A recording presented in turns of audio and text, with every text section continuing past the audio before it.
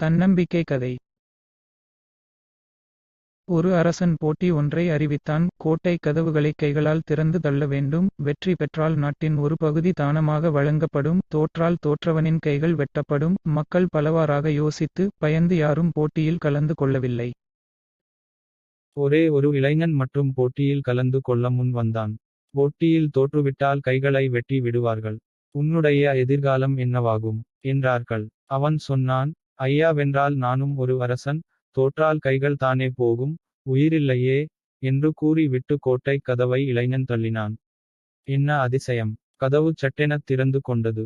ஏனென்றால் கோட்டை கதவுகளில் தாழ்பால் போடப்படவில்லை, திறந்து தான் இருந்தது. பல பேர் இப்படி தான் இருக்கிறார்கள். தோற்று விடுவோமோ, எதையாவது இழந்து விடுவோமோ என்று எதற்கும் முயற்சிக்காமலேயே விட்டு விடுகிறார்கள். அனைவரும் அறிந்த முயல் ஆமை கதையில் முயலின் தோல்விக்கு முயலாமையே காரணம்.